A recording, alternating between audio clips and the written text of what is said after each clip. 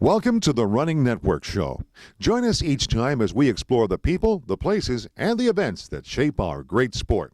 Hi, I'm Scott Sullivan with Great Lakes Sports Publications, Michigan Runner Magazine, and the Running Network. This is Bob Seif, who has run the Riverbank Run in its first 27 incarnations. He didn't finish one of them, but he has a souvenir from the very first race when it was the old Kent Riverbank Run here in Grand Rapids. Right here, Scott, is the finishing card for the first one in 1978. I believe there were 1,300 runners that year. And Boston Billy Rogers won an hour and 17 minutes, 24 seconds. My understanding was he was late coming in on the plane, so you were convening in the old Pamplin Hotel, now part of the Emily Grand Plaza, but there was an Emily Grand back in those days. So a fellow by the name of Greg Myers spoke and sort of rallied you guys before the race instead of Boston Billy. That's correct.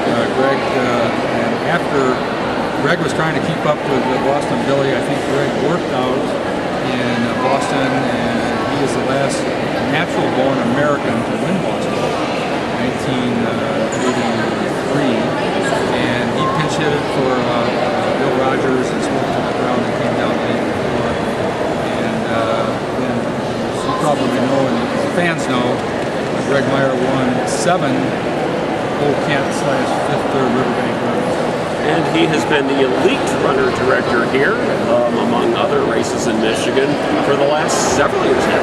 Yes, he has, and he's bringing in as many top-notch runners as he can. Sometimes, as we discussed, it's a little difficult with being injured, just not showing. And tomorrow, with the predicted forecast of 47, clear. Possibility of a chance for some records. Well, we're thinking so as well. After a hiatus, when you moved to Boston and have subsequently moved to Florida, you've come back here to run the last three or four years of the 5Ks, and what you plan to do tomorrow. Yes, I plan on running the 5K at 7 o'clock, going back and I give a shout out to the JW Marriott, which is a wonderful hotel. If you come into town, you should stay there, and then jumping in the press truck and shooting your video and photos for the Michigan runner. And I want to give a shout out also to my Florida friends down there for the DPAC. D is from Venice. We run the island in Venice, Florida, just south of Sarasota, 3 days a week at 6 a.m. because of it. Speaking of packs, you have another souvenir from the past. Would you like to show that and tell us more about it? This Scott is my little fanny pack. I'm not sure what year they gave it as a souvenir. My guess is the early 80s, 81, 82. And it is, maybe you can see, it says Old Kent Riverbank Run on it. And this is still a treat because I use it when I go for a bike ride and put all the necessary items in there like a cell phone and driver's license and my credit card. So still have it, and of course that card that I just showed a minute ago is 37 years old.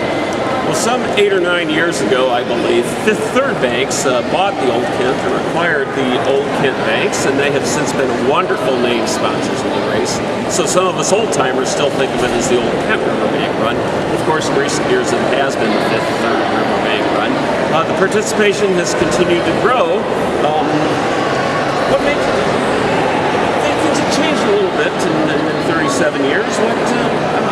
How do you assess running growing and going these days compared to how it was maybe back in our time? Well, I think our nation is conscientious about health and fitness, and a half marathon I read the other day in the USA paper is the most popular distance now among all runners.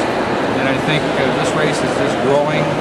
It's got a lot of fine volunteers, and thank those volunteers that come out early in the morning.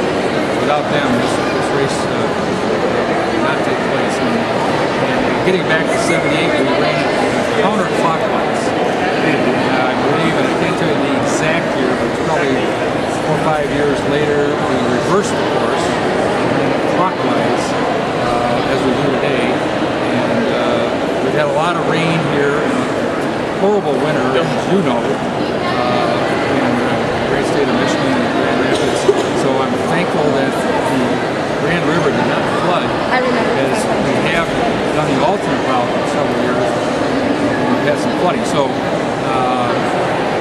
run the regular route tomorrow, and as I said, with the cool temperatures, clear skies, look forward to the record.